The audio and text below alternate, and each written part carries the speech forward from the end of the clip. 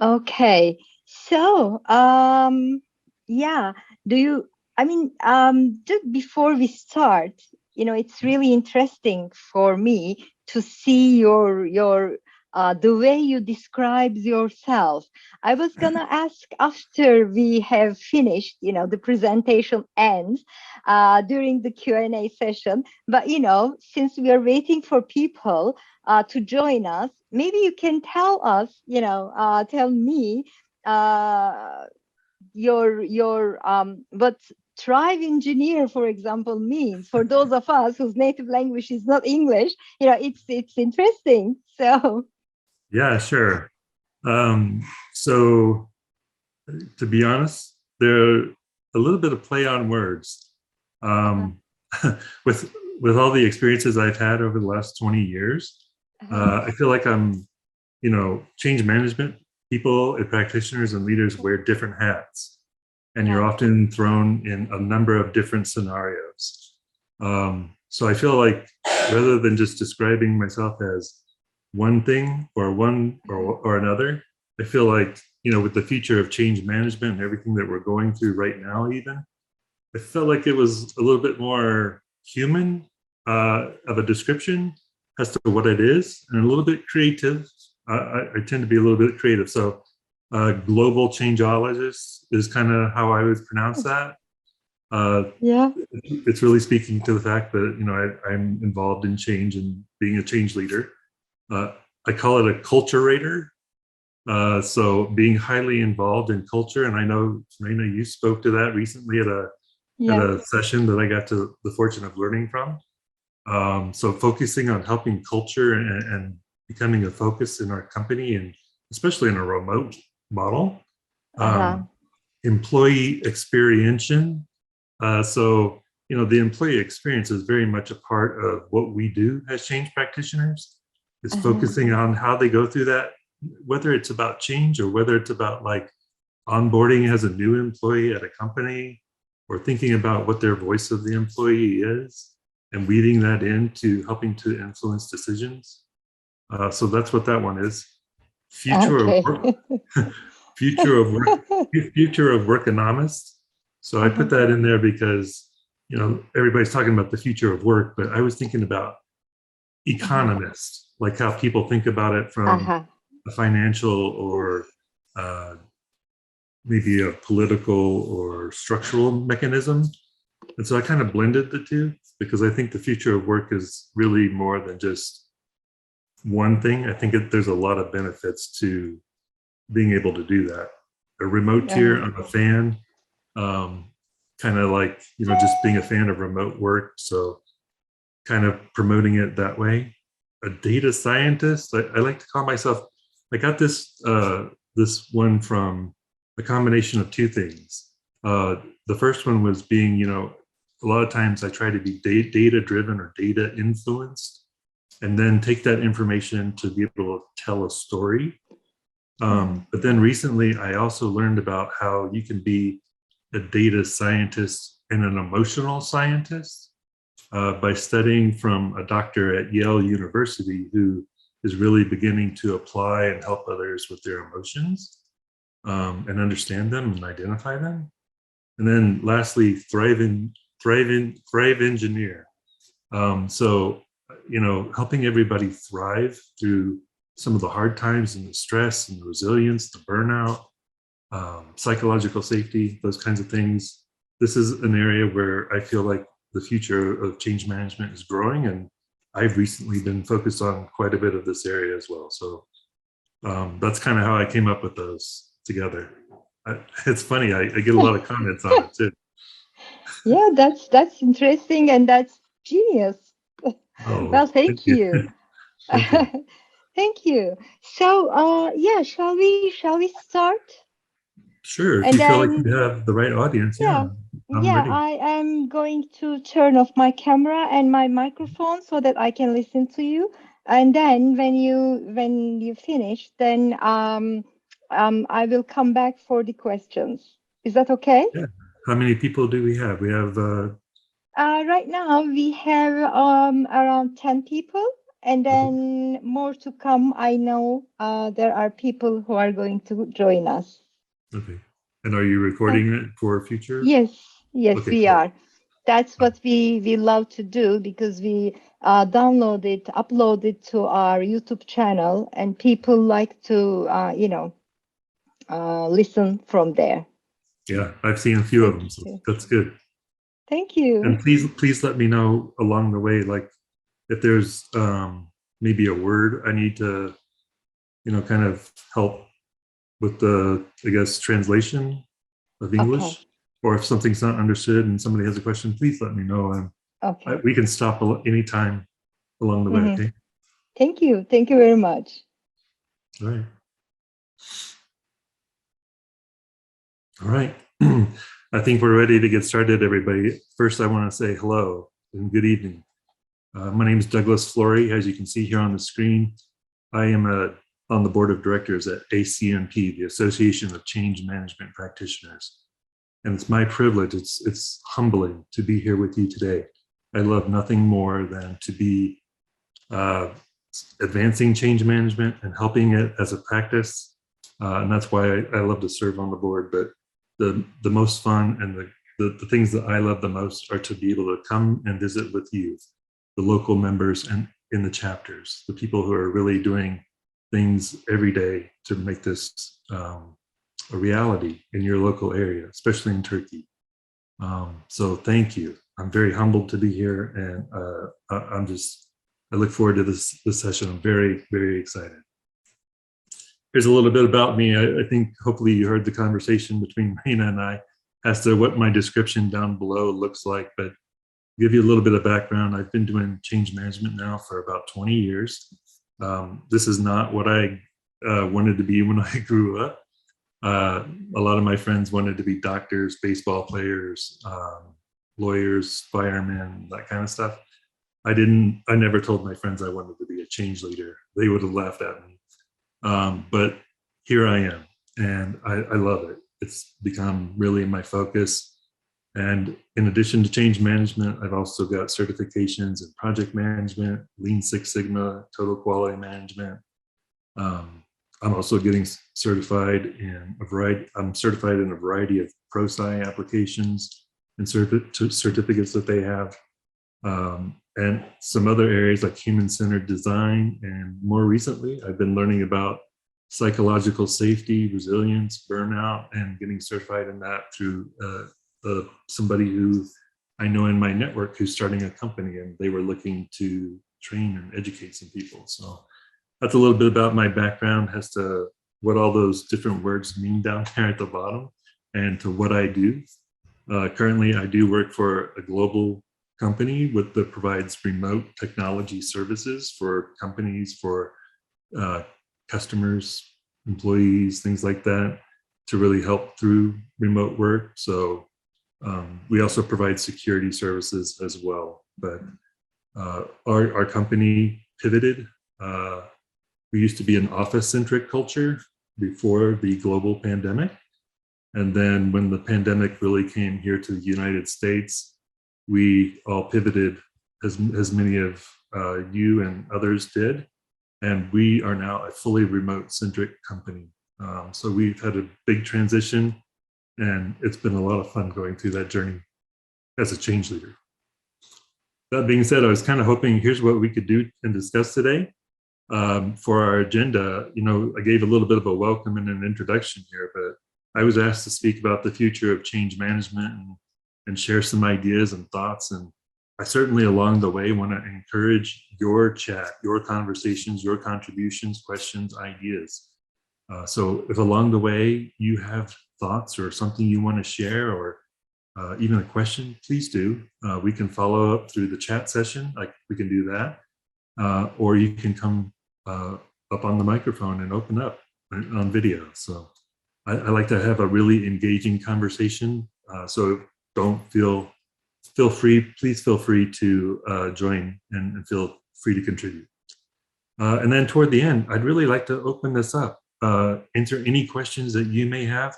It doesn't have to be just about the future of change management. It could be about maybe a scenario you're going through, or maybe you want some guidance, some counsel, just general dialogue, whatever is on your mind. I'd love to hear those things as well. So we'll do that toward the end, but I want to go ahead and get started because I'm excited to learn from you and talk about this topic. So here's the big idea about the future of change management. You can see we're kind of starting out like, here's where we are today. And we're going to go through this journey today of how change management is beginning to evolve, is already evolving, and potentially what I see from my lens and from my insights of being able to see change management in different countries, different continents, and across the globe. Provide you some insights there. And then also just kind of, as I mentioned toward the end, we will have an open forum. So my presentation, my slides are very simple. I like to keep it that way by design. But really what I want to focus on here first is change management today. So you see here these three concepts, the number 10. What does that mean?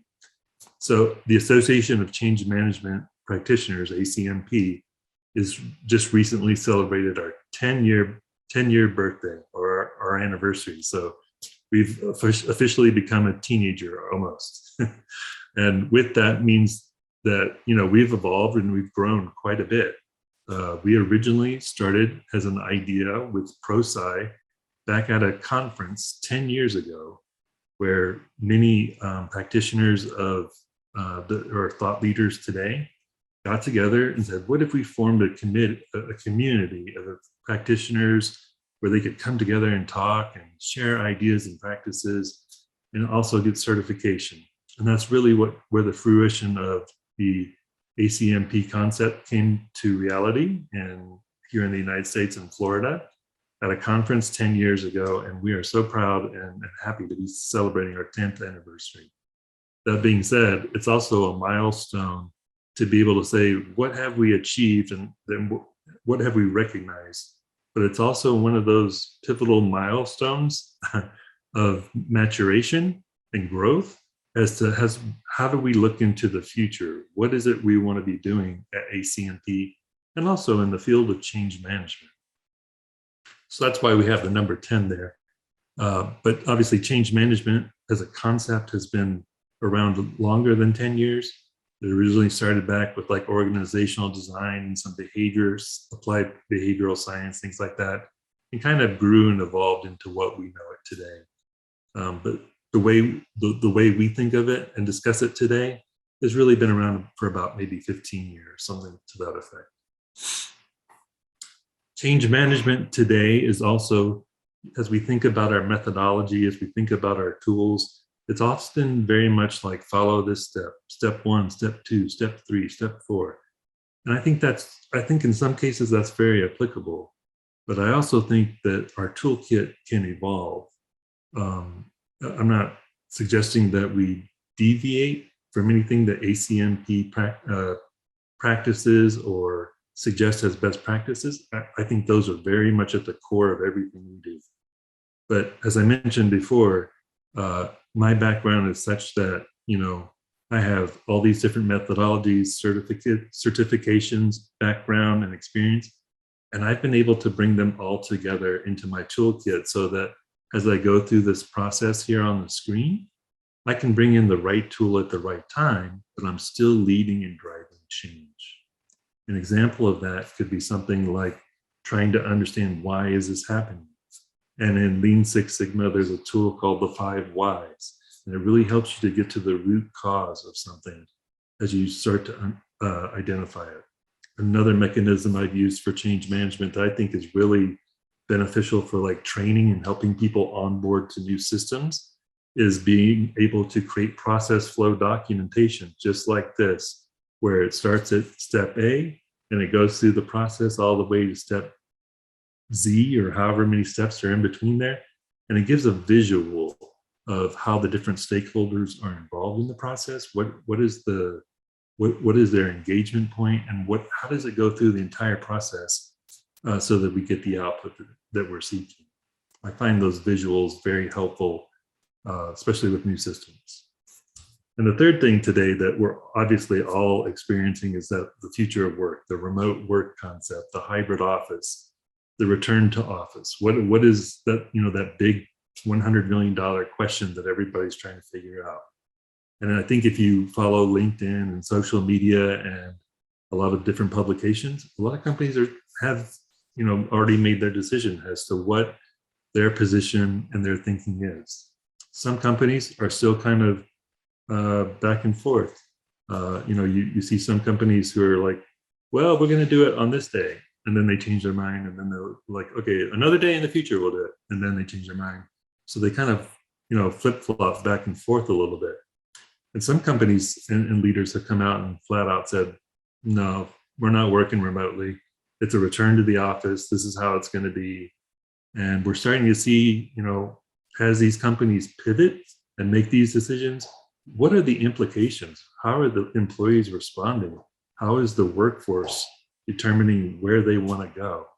And in some cases, they feel like the office is the right setting or a hybrid combination. And in some cases, they're saying, no, I don't think that's the future of work. I think it's more of this remote thing that we've been able to do for the last 2, 3, 4 years. And I think that that's the future of what I want and what's important to me and how I find balance between my life and my achievements at work. So that's a little bit about where change management is today. But as we look into the future, that's kind of what the next few slides are about. So what I'd like to start off with is DE&I. Here in the United States, that's often the acronym we refer to it as. Sometimes it's also DEI and B. And what that means is diversity, inclusion, equity, and belonging. I don't think it's any secret that there's a lot of diversity in who we are. We all have different culture. We all have different backgrounds. We have different colors and shades of skin. We have different religions. We have different biases that are naturally a part of the way we think. Some of us have visible and invisible disabilities that are realities for everybody. I read a statistic the other day that said 1 in 5 people in the world have some form of a disability, and they may not be visible to the eye. They may be perhaps cognitive or mental type challenges, emotional, things like that. But that's kind of the focus as we try to think about all these different people and how can we bring them together, but how can we also help them to really support and be real about who they are, whether it's about their demographic, their age, their physical or mental traits, whatever those things may be. And so there's obviously a huge amount of growth in this area. Companies are hiring DE&I leaders as key parts of their strategy, their executive team, their C-suite, up there with the CEOs. Hiring is going through the roof, and I think it will continue to do so because there's so much growth and possibility. There's so much talent in a variety of different places, different people, and I think bringing those cultures as additions are a benefit. Instead of going for a culture fit, I think we should be looking for a culture add. And I think that's truly where we see the benefit for the company, for the employees, and for the overall performance of how things are going to work. The other thing that kind of comes to my mind here is, I've recently had the experience personally in the last 2-3 years where my company brought on a chief leader for DE&I. And in my 20 years of change management experience, for some reason, I can't explain it, but I never thought about how could change management and DE&I partner together. I never considered that before. But over the last 2 to 3 years, it's been one of the greatest contributions and experiences of my career. I made friends quickly with our new leader at our company. And along the journey, we talked about her some of the resistance she was facing, some of the challenges, some of the obstacles. We talked about different stakeholders. We talked about our strategy, all these different things. And as we were talking about it, like all of a sudden the dots started connecting in my head. And I was like, you know what you're talking about? You're talking about influencing change. You're talking about leading change. And we started to see, like, what can we do? And so that's kind of what led to these puzzle pieces here. And what we were able to do ultimately is to bring her strengths and her experience, her strategy and tactics in combination with change management tactics through things like resistance management, stakeholder identification, identifying where are they in terms of supporting this agenda, going in and supporting their strategy, and understanding how to help people navigate through change as a process, or individually and collectively as a culture. It's been an amazing experience, and one that I treasure. And I see this as a big component of the future of change management, is partnering with DE&I leaders to help bring that more of a, not only a reality into different companies and organizations and entities, but to make the employee experience that much better. And my partner that I've been working with here has shared some numbers with me about how this diversity, this inclusion, this equity and belonging actually makes a financial difference, a financial impact for the company. I'm trying to recall what that is right now, but I'll have to get that quote and share that with you offline. So that's about DE&I. I'm going to pause here and see, are there any initial conversations, chats, ideas, responses? I don't see anything in the chat, but I just want to check in, see if anybody has anything you'd like to contribute. If not, that's okay. We can go forward. Okay, I don't see anything, so I'm going to continue talking about the future of change management. Again, based upon my observations, my experiences of what I'm seeing. So the sciences, that's what I like to call this about. And as we think about helping people navigate change, there's obviously the application and the methodology of a change management toolkit. Whether your change management toolkit is, the CCMP and the standard from ACMP, maybe it's ProSci and ADKAR, maybe it's Cotter. There's a variety of different methodologies out there that you can choose from. But my point is, they all focus on the people side of going through change. Now, my suggestion and my observation and practice of this past 2-3 years for me personally has been such that, how can we further understand how to help people through change? Yes, we can apply a methodology. Yes, we can apply some tactics and tools. But what about the actual person and the emotions, the thoughts, the feelings, the concerns that they're having? How can we do that? So I start over here on the left-hand side, and you can see this is intended to be a picture of the human brain. And from what we know that the human brain kind of has two sides, and one side is very cognitive and helping us to process thinking and the logic side of the brain. And the other side is more about emotions, feelings, creativity, those kinds of things. And this is really around the neuroscience of behavior. And if we can begin to understand the neuroscience of how and why people respond to things the way they do, why do they feel like they're facing this? How does, excuse me, sorry about that. How does, fight or flight come into play?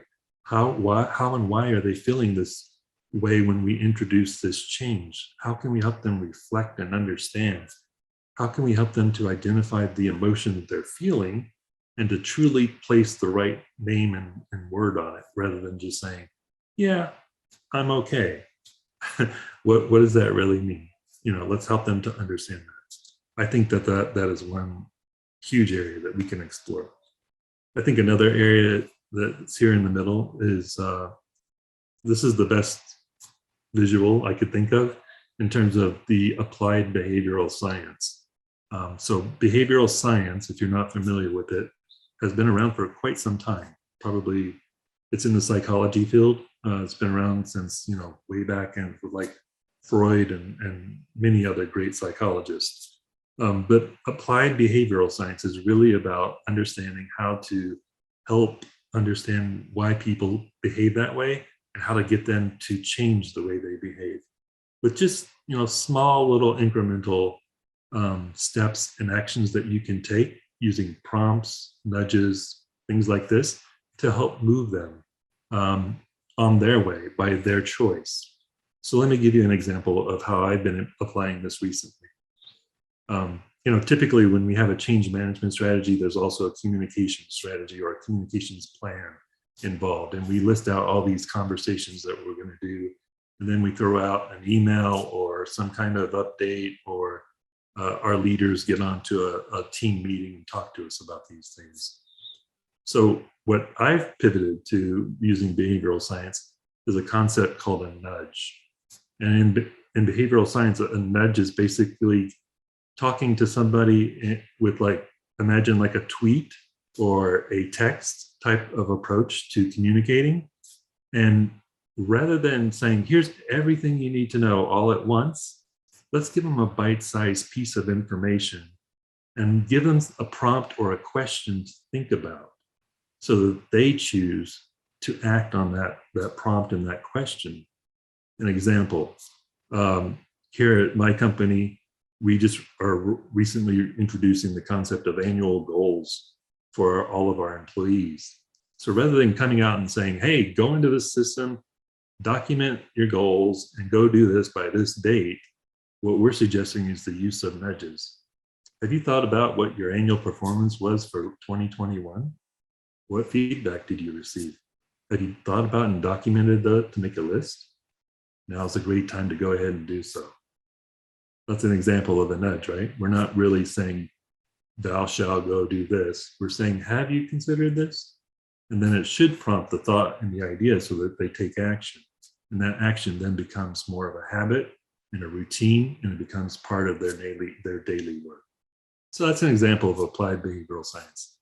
And then lastly, over here on the right-hand side, I like to call this the academia, the research side. I think that in change management, it's evolving and it's growing, especially at the university level. There are more and more universities or colleges, institutions, depending upon your part of the world, where organizational design, change management, human behavior, decision making, all of these kinds of degrees and fields of study are becoming more and more prominent. And with that, that means we need qualified professors. That means we need researchers. We have students who are going to be attending these classes, and they could potentially walk out with a degree in one of these areas. That's amazing, because I know when I was in college, there was no change management class. I don't know about if you had that opportunity, but there wasn't one for us. And that's how I eventually found it. But in the future, I foresee research, academia, students becoming the future leaders of change management and shaping and influencing how we are able to do that, just like other sciences and legitimate practices and fields do today. You'll see journals, periodicals, research articles in education, medicine, law, a variety of different areas. I think we should have one too. And I think that's coming very soon. Last two slides I'll share with regards to the future of change management. Obviously, we have to talk about technology and AI, or artificial intelligence. I think this is a big influence. It's happening actually right now.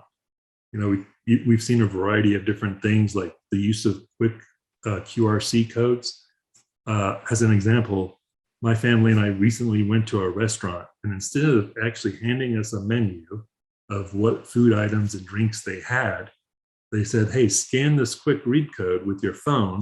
I pulled out my phone, I scanned it, and all of a sudden I had a menu on my phone. And I could order right there from that menu. And then the next thing I know, when I was able to finish our meal and we were ready to go, right there on the phone, I was paying for it. It was completely like a different experience. It was amazing. My kids loved it. They thought it was so cool because, oh, this place is so cool. They've got technology and I can use the phone and all this stuff. And it was a completely different experience. But, this experience happened because of the pandemic, and people were thinking about new ways of doing those kinds of things. I think we will continue to see those kinds of ways of thinking. whether it's through quick QRC codes or other applications. This is a good way to go, and you're beginning to see them all over as you're just walking through your local community, the store, or wherever you may be. This here is what I'd like to call a drone or autonomous vehicles. We are starting to see this really boom and blossom, at least here in the United States.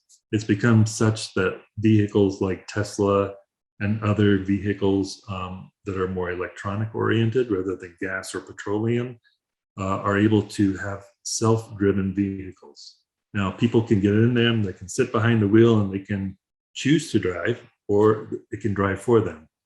We've also begun to see here in the United States that same application, so that now there's taxis, there's Ubers, there's different vehicles that will come and just pick you up on the spot with no driver.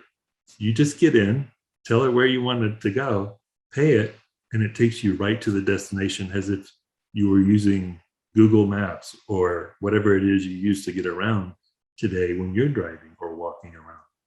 And I think that is a huge thing. We're seeing products delivered through drones. I know Amazon has been practicing this. There's a local pizza company here in the United States that has driverless pizza delivery.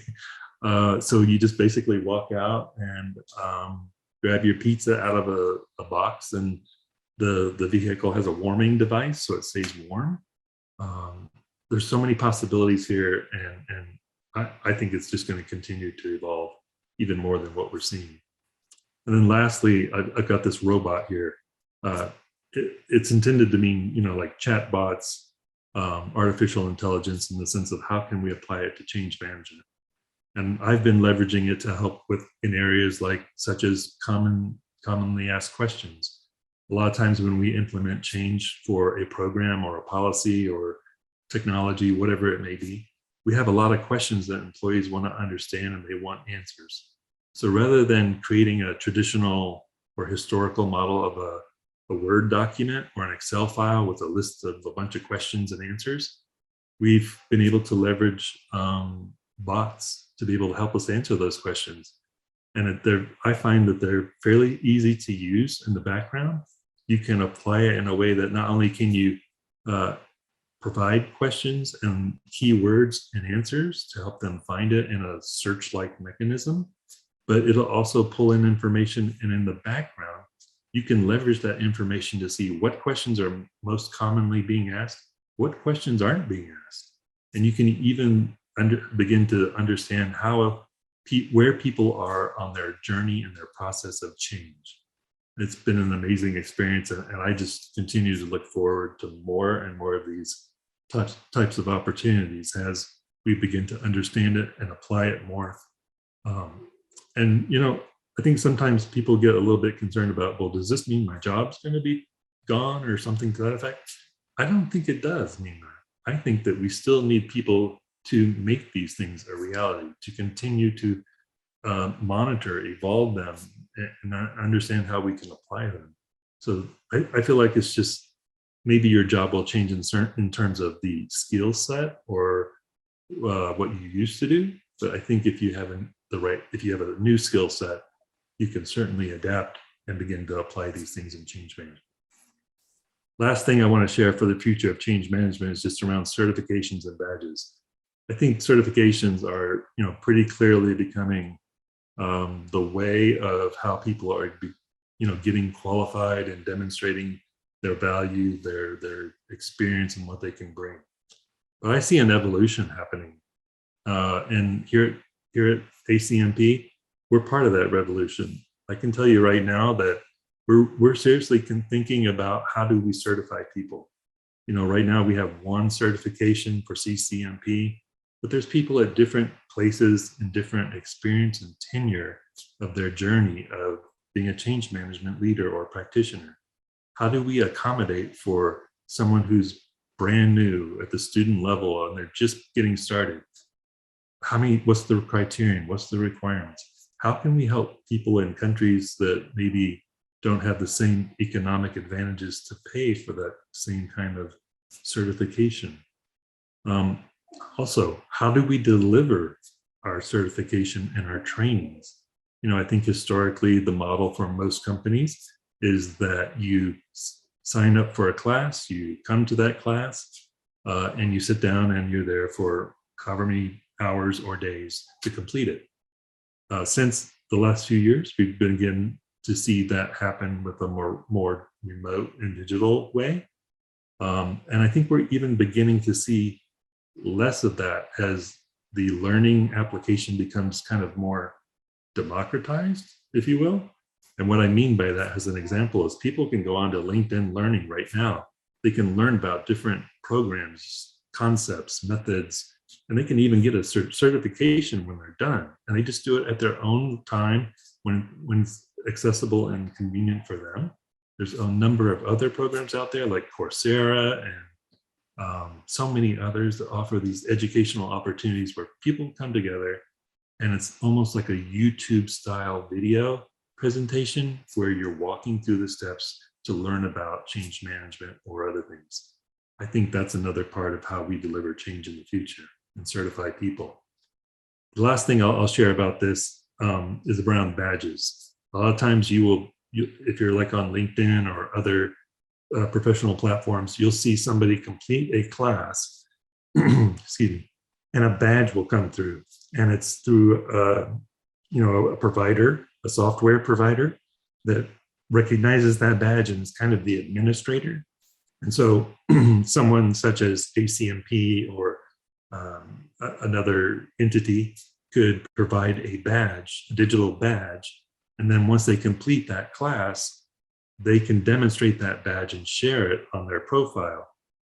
It can demonstrate as they apply for jobs that they can see those badges as part of their background and qualifications. And I can tell you at ACMP, we're coming up with something very soon around a lot of these areas. So stay tuned and you'll hear more very soon, but we're really excited about how this is going to influence people who have the CCNP, not only now and in the past, but as we go forward. That's what I see for the future of work. I wanted to plan for 20 minutes there, but more importantly, and just as interesting to me, is having an open conversation with you about anything that I just suggested about the future of change management, or just any general questions you want to talk about with regards to change management, and what I see from my purview, because I do have the privilege of seeing how change is progressing in South Africa, in Australia, Asia Pacific, here in the United States, South America, all over Europe as well. So I would just love to open it up. Thank you very much, Douglas. It was really interesting. There are two questions. One from Gizem. Gizem, do you want to ask yourself? Do you want to ask your question to Douglas? You can turn on your camera and your microphone. Hi, Gizem. Did I say that correctly? I'm sorry. Yeah. Hi, Yeah? I'm here. Hello. Hello. Douglas, metaverse is getting more and more important.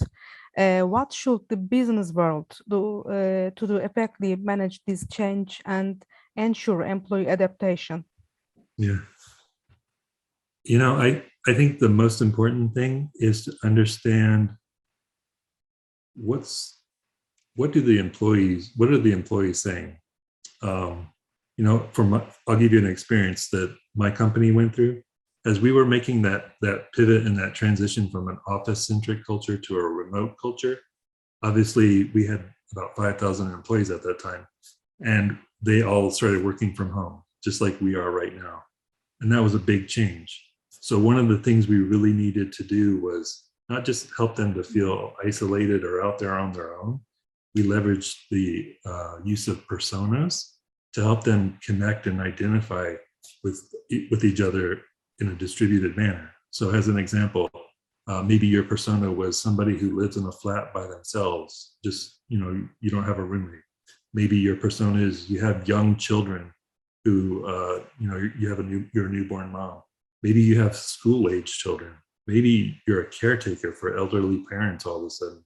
So we started to think about these personas and create like emojis and persona definitions. And it helped the people to understand, hey, look, I'm just like that person. I'm not the only one. And it allowed them to have an understanding of what that person was going through in advance and be able to have a connection point as well. And then, as we leveraged that same concept and we were thinking about a remote model, we brought the employees along on the journey. We solicited their feedback. Here's what we're thinking. What do you envision? Where do you think you see yourself? And it really helped us influence our thinking and brought them along the way, rather than just coming in and saying, hey, this is the way it is. Get going and get on board.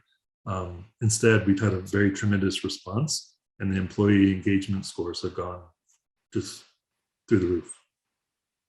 I would recommend that in this current era we're going through right now.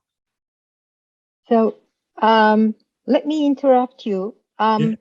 Well, you have answered the question from the employee and the client, point of view. But Yes. I would love to ask the same question and,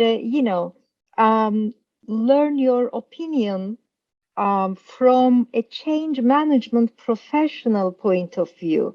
How are we going to manage change in a metaverse, in that universe? How are we going to touch people? How are we going to,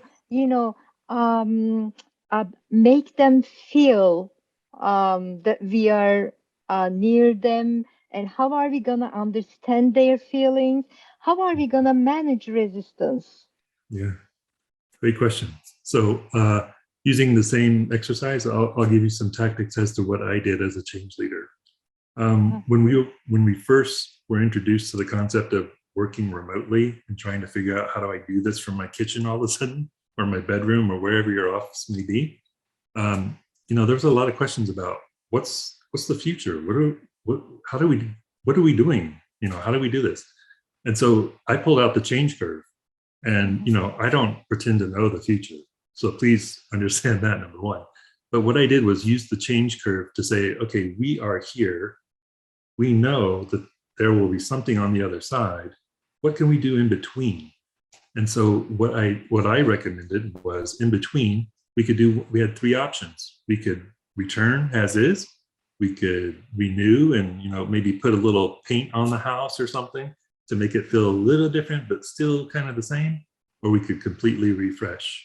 We could pivot at this moment. And giving that kind of context and lens so that we could begin to project toward the future, have a strategy, a direction, everybody thinking about the same thing, really benefited us. So that was one of the first steps we took. I think the second thing we started to do was engage employees, as I mentioned, with like the personas.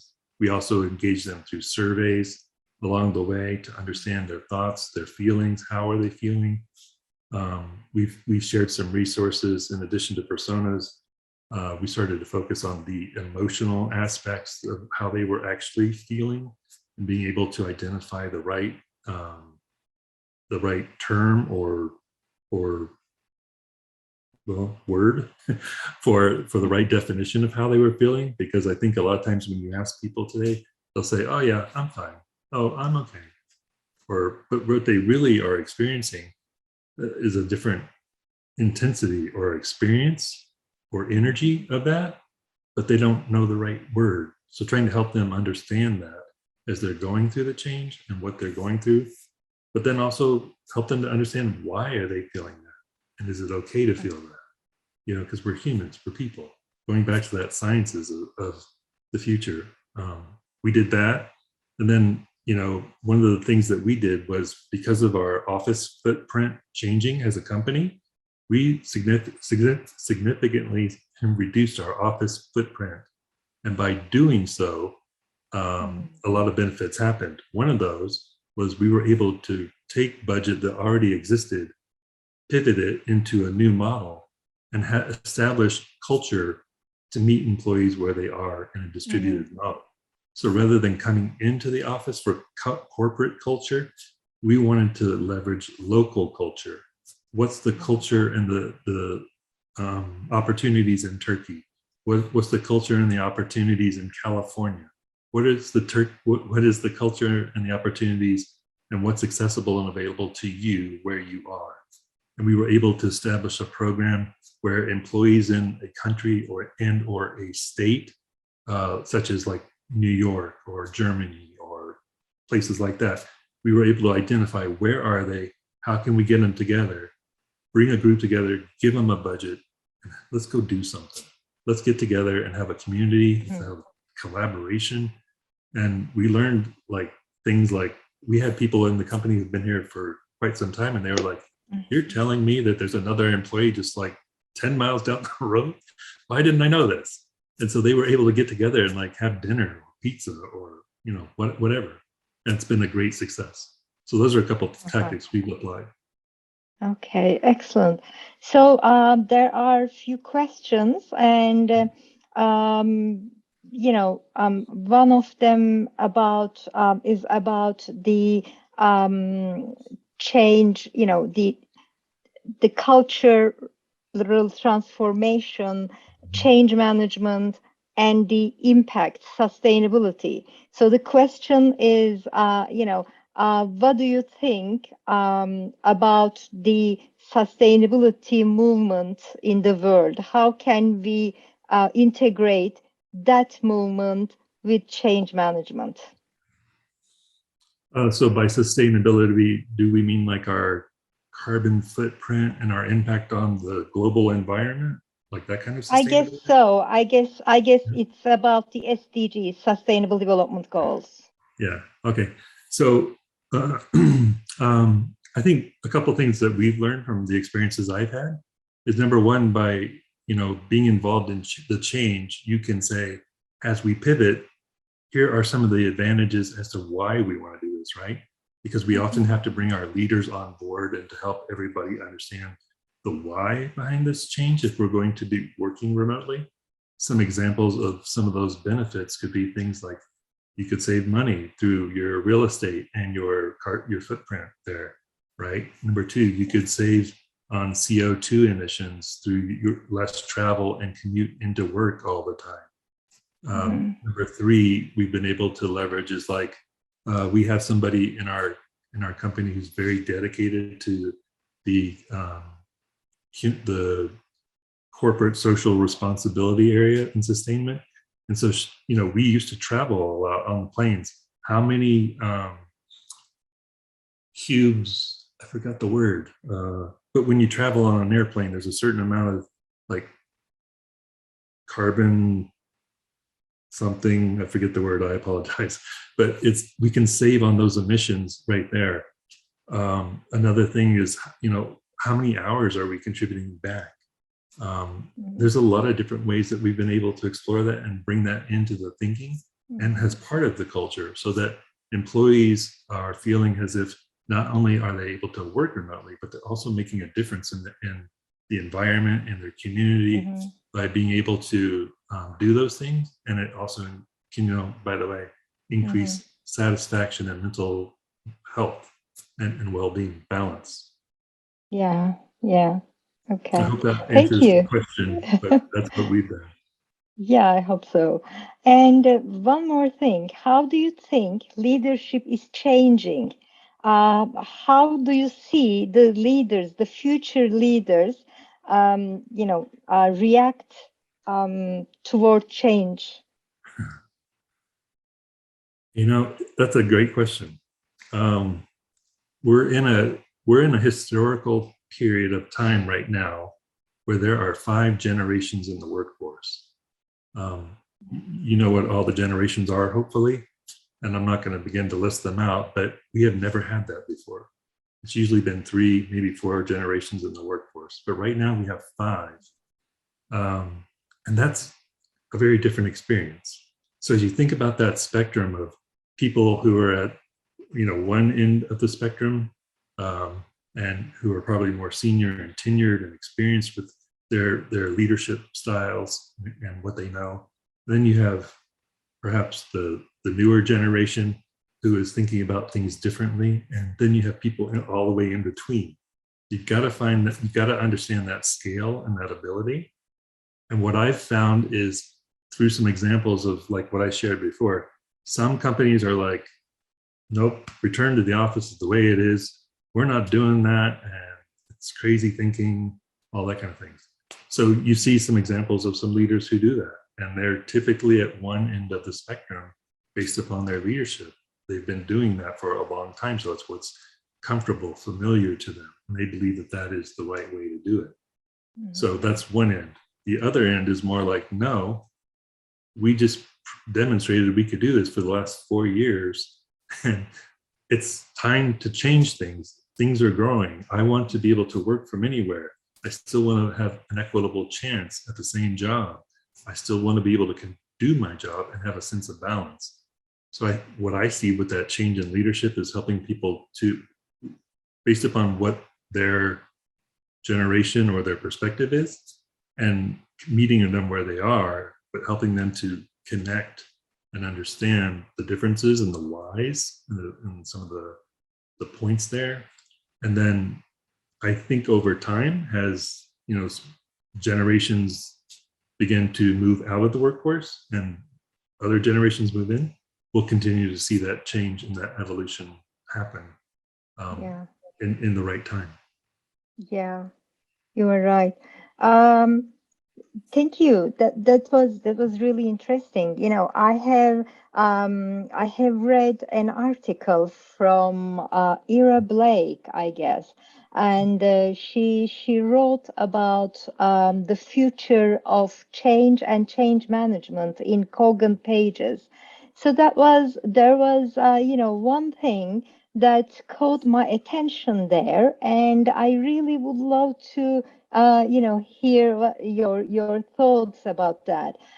She was saying that the change manager will need the skills to leverage new technologies. So you have also spoken about the badges, the trainings, the certifications, but what do you think we need to add to our skill set?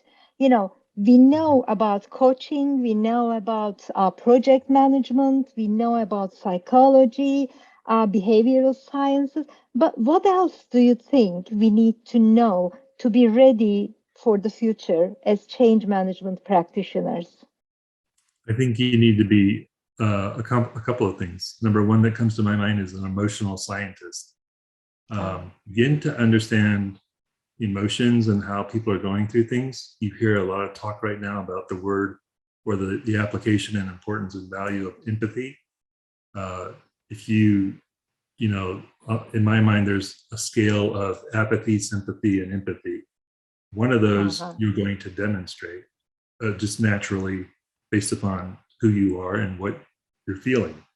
But you have to be able to understand those things and help people as they're going through those things. And if you can do so as a change leader, I think you'll have greater results and greater success, because change is becoming not so much, I think it's becoming also more about the feeling of what we're doing and why they're going through that. There's a popular quote that says, people will often forget what you did or you said, but they'll remember how they felt.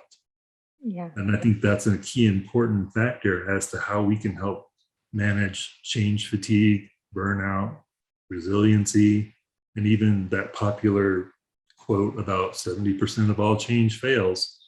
Maybe if we can begin to identify the feeling and the backstory behind that, maybe that's how we can begin to change that. In terms of technology, I think the best thing to do is continue to learn, continuous learning, growth mindset. Right now, I continue to learn about technology so many different ways.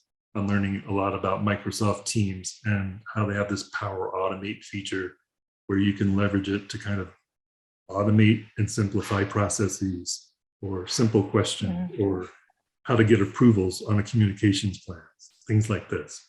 So I think it's about continuous learning and keep growing type mindset that will help you the best in that area as a change leader. Yeah. Well, thank you very much. There are so many questions I want to ask, but I know that your time is precious, and I want to be mindful of the time. So I will keep them on one side, and I will wait for another opportunity. But I want to thank you very much for your time and for your, for all the information you have shared, all of your thoughts, and it made my day. So once we will upload your speech, your presentation to YouTube, you will also start getting other comments and questions, and so thank you very, very much. I know that you have not been well, but still you have accepted our invitation and came here, and thank you. Thank you very much. Thank you so much. It's been, like I said, I love doing this. It's my privilege to be with you. If any of you, if you want to compile questions and send them to me through email or LinkedIn, please do. I feel like this isn't the end of the conversation. It's just the beginning. So if you have questions or you just want to connect or whatever, let me know. And I'll send you this presentation for your video. But this has really been my honor and my privilege to learn along with you. And I look forward to seeing what you continue to do in Turkey with change as leaders there. And just thank you for being a part of ACMP. We're really proud of what you're doing. Thank you so much. Thank you very much, Douglas. And take care, and hope to see you again in Turkey and in person this time. I believe, correct me if I'm wrong, Rena, you're presenting, right? At the conference this year? Did I see that? No. No? Oh. No. Oh, you presented at a different, sorry. Yeah, I have been in the master class.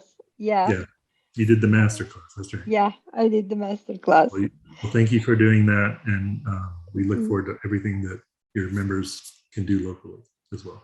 Thank you. Thank you very much. Bye. Bye.